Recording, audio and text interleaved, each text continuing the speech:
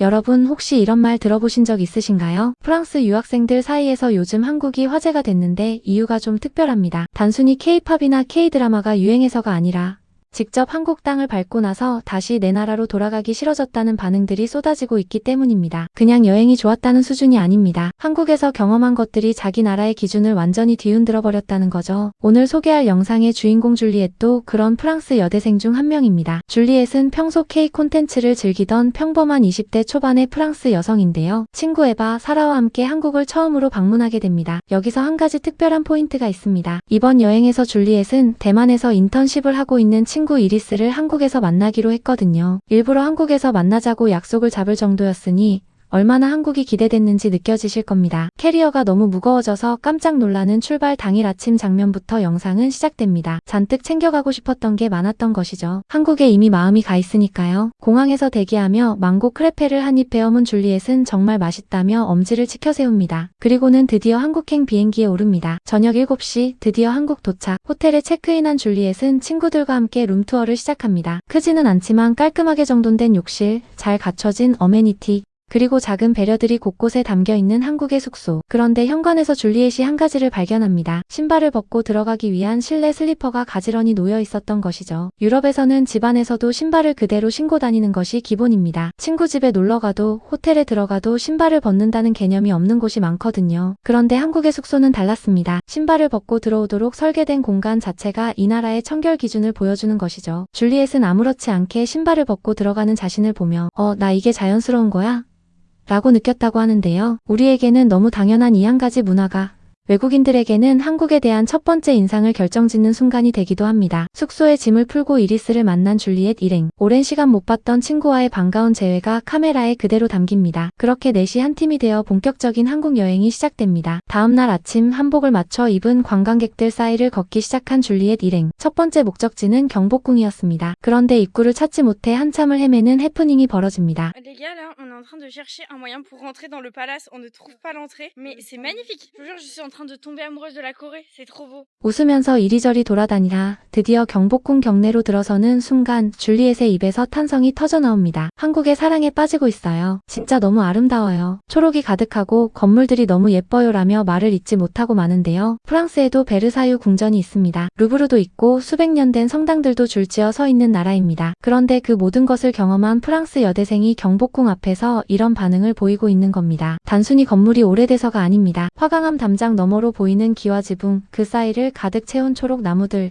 그리고 그 공간 안에서 느껴지는 고요함. 유럽 유적지와는 결이 완전히 다른 한국만의 분위기가 이 여대생을 완전히 사로잡은 것이죠. 함께 온 친구 이리스도 한마디를 남깁니다. 마음이 편안해진다고요. 눈에 보이는 아름다움이 아니라 공간이 주는 정서적인 감각. 그게 경복궁이 가진 힘인 것 같습니다. 경복궁 구경을 마친 뒤 이들이 향한 곳은 북촌한옥 마을이었습니다. 좁은 골목 사이로 이어지는 기와집들을 걸으며 친구들과 함께 전통 기념품들을 구경하는데요. 한글이 적힌 책갈피, 작은 부채, 엽서들을 하나하나 살펴보는 줄리엣. 그중 선택한 것은 핑크색 끈이 달린 작은 책갈피였습니다. 핑크색이라서 당연히 이걸 골랐죠 라며 장난스럽게 웃는 모습이 보기 좋습니다. 북촌 골목을 걷다 보니 어느 한쪽에서 길고양이 한 마리가 어슬렁거리고 있었는데요. 고양이를 엄청나게 좋아하는 이리스는 그 자리에서 멈추더니 달려가고 맙니다. 오늘 처음 만난 고양이예요. 너무 기뻐요 라며 행복해하는 모습에 줄리엣도 함께 웃습니다. 그리고 골목을 걸으며 줄리엣은 또 한 번 이 말을 꺼냅니다. 나 한국의 사랑에 빠지고 있다니까요. 대만으로 돌아가고 싶지 않아질 것 같아요 라고요. 대만에서 생활한 지 꽤 됐음에도 불구하고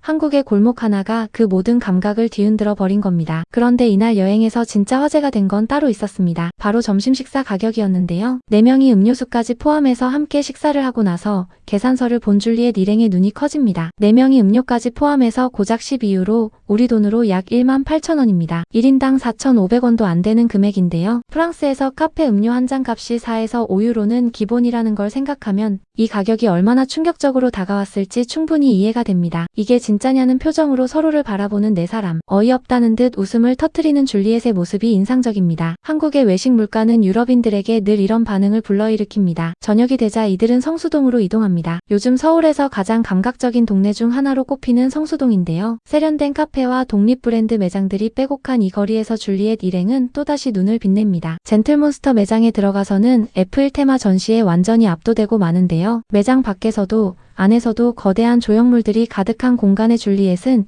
이 공간을 만든 사람들이 너무 부럽다. 나도 이런 일을 하고 싶다는 말을 합니다. 도시 전체가 하나의 거대한 전시장처럼 느껴진다는 이 말.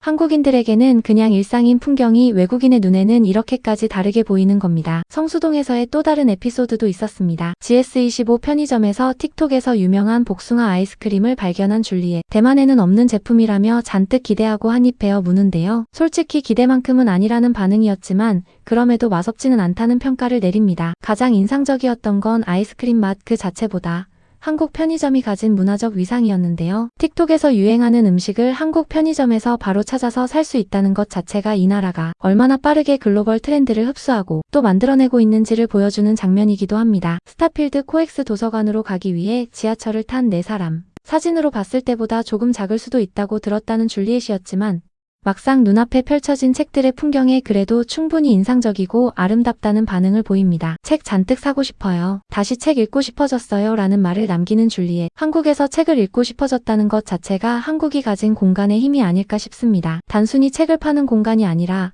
그 안에 있는 것만으로도 무언가를 하고 싶어지게 만드는 분위기. 그게 한국 서점이 외국인들에게 특별하게 기억되는 이유일 겁니다. 그리고 마지막 날 줄리엣이 손꼽아 기다리던 장소가 남아 있었습니다. 생애 처음 방문하는 올리브영이었는데요. 스킨케어의 천국이에요 라는 말과 함께 눈을 반짝이는 줄리엣. 아무것도 사지 않겠다고 굳게 다짐했지만 그 결심은 매장에 들어서자마자 산산이 부서지고 맙니다. 결국 예쁜 탑과 작은 셔츠를 사고야 마는데요. 올리브영에서 옷을 사는 것도 모자라 치마도 살 뻔했는데 너무 짧아서 참았다는 말까지 합니다. 요즘 한국의 올리브영이 K-뷰티를 넘어 패션 아이템까지 취급하고 있다는 걸 외국인들은 오히려 더 빠르게 알아채고 있습니다. 유럽에서 올리브영 같은 공간을 찾으려면 뷰티 편집숍, 드럭스토어, 의류 매장을 각각 따로 들러야 하거든요. 이 모든 게 한 공간에 있다는 것 자체가 이미 유럽 기준에서는 존재하지 않는 형태입니다. 여행의 마지막 저녁은 노들섬에서 노을을 바라보며 마무리됩니다. 한강을 배경으로 걸터앉아 게임을 하고 웃고 대화를 나누는 4사람. 너무 예뻐요. 정말로 너무 좋아요 라며 자꾸만 노을을 바라보는 줄리엣. 여행의 끝자락이 주는 특유의 아련함이 화면에서 고스란히 느껴졌습니다. 그리고 호텔로 돌아온 줄리엣이 카메라 앞에 앉아 마지막 인사를 건넵니다. 내일이면 비행기를 타야 한다는 말을 꺼내는 줄리엣의 표정에 아쉬움이 역력합니다. 조금 슬프네요. 떠나는 게 슬퍼요. 이 도시가 정말 좋았거든요. 처음 영상을 시작할 때 외쳤던 한국의 사랑에 빠지고 있어요 라는 말이 여행 내내 빈말이 아니었다는 걸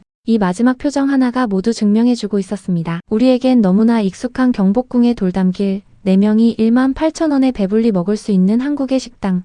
틱톡에서 유행하는 아이스크림을 편의점에서 바로 사 먹을 수 있는 일상, 그리고 올리브영 매장 하나. 이 모든 것들이 누군가에게는 다시 돌아오겠다는 다짐을 낳게 만드는 이유가 되고 있습니다. 어쩌면 우리가 가장 당연하게 여기는 것들이 지구 반대편에서는 간절히 그리워하게 될 기억으로 남고 있는 건 아닐까요?